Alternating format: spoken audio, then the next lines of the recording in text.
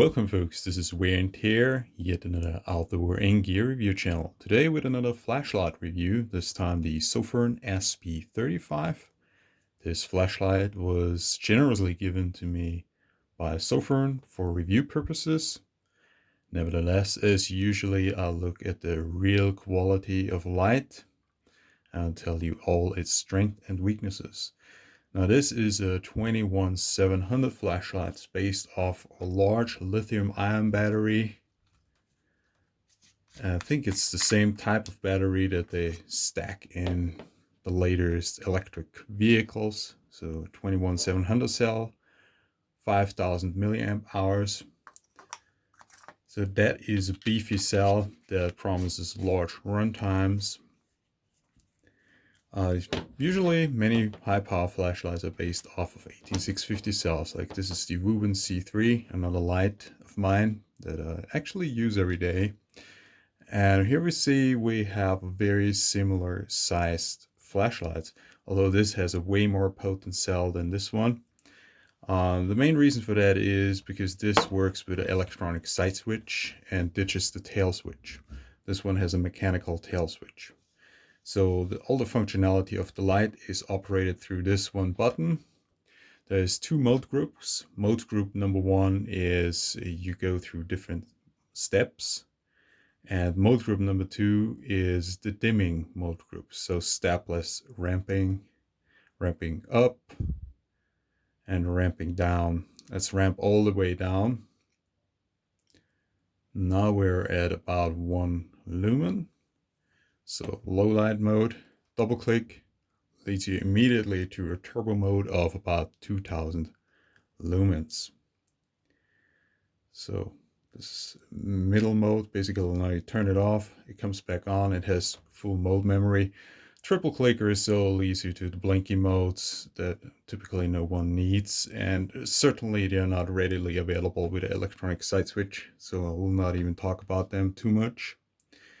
Now, Sofirn always gives us excellent manuals in German and English and other languages. They're very well translated. And as for the runtime, we talk about 31 days on 1 lumens. It comes with a runtime of 1 hour and 53 minutes on turbo mode, that is 2000 lumens.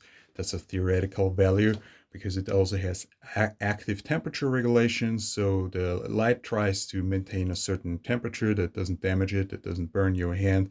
So it will just regulate down the output, it will regulate the output down.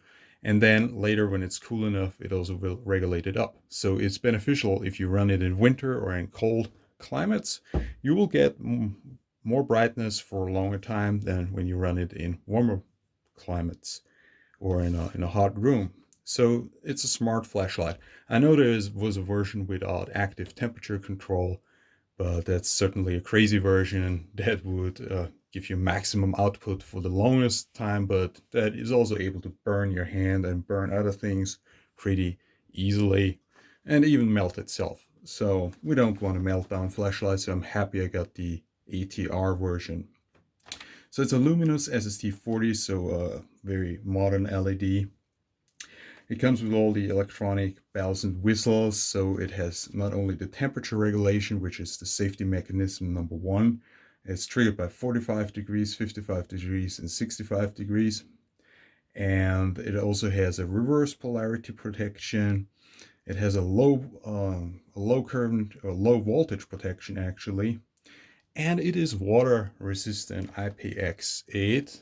I did test it. I did hard test this flashlight. Froze it into a block of water. I had it sitting there for quite a few hours, and then I was beating it out of this ice block. It survived it just nicely. Yeah, has a few scratches, a few dings here.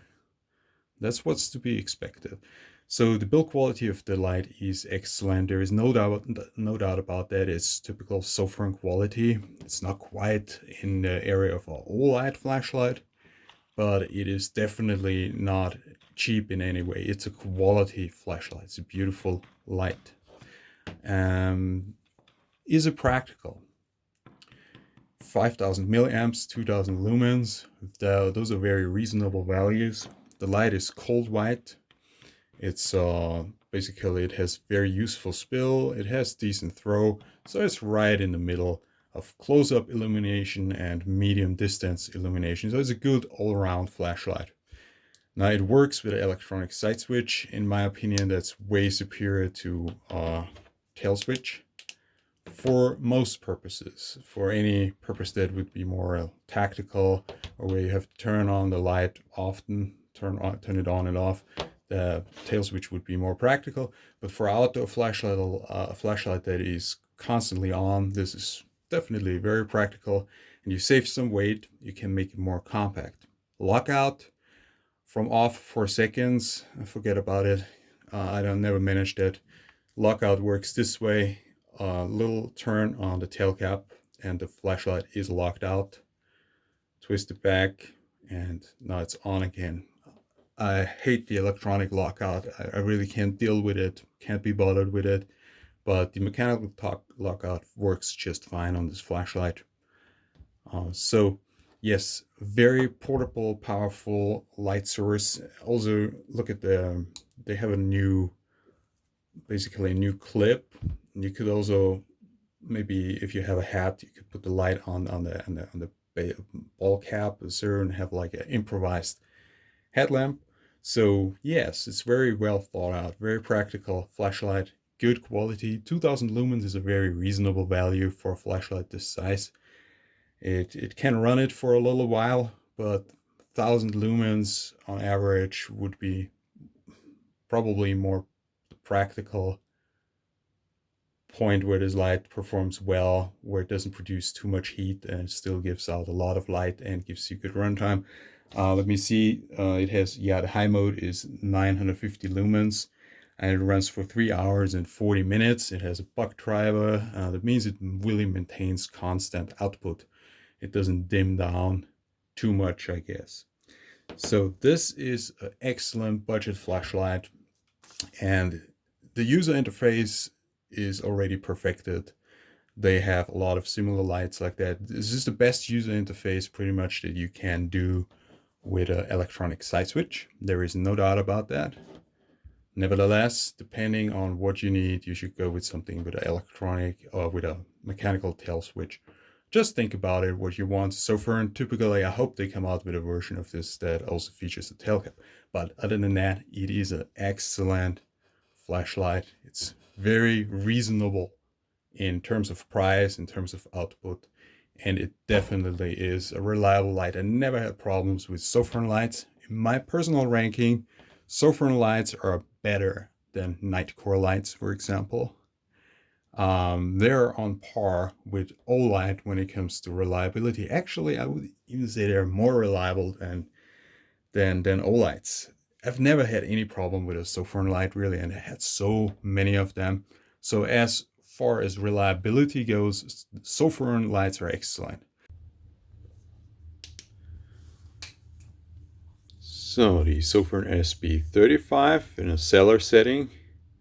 We're starting at 1 lumen, gradually ramping up.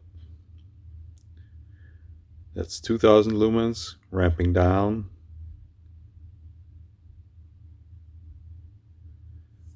The 1 lumen mode comes on pretty hard, so it like jumps from 1 lumen to about 100 lumens pretty quickly. It goes all the way up 2000 lumens.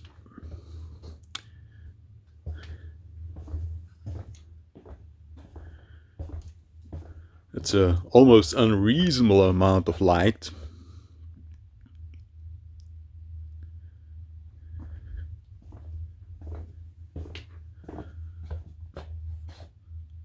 Cold white light. The color rendition is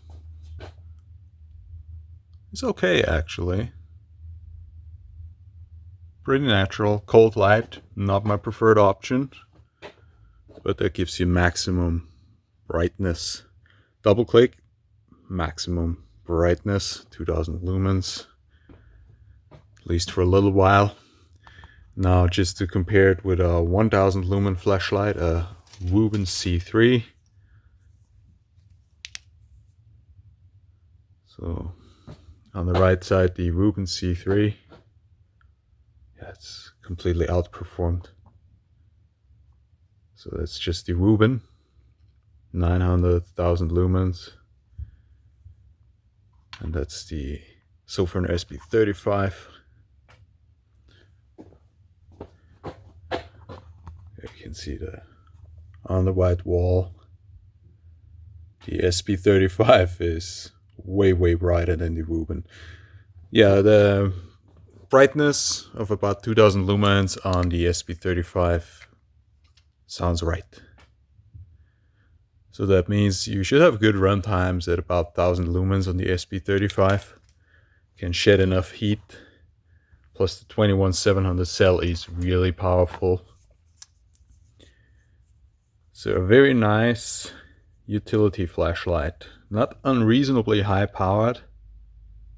Oh yeah, there we have a strobe mode. Triple click or something like that. And a SOS. Blinky. But it's typically not in the way. So very good flashlight.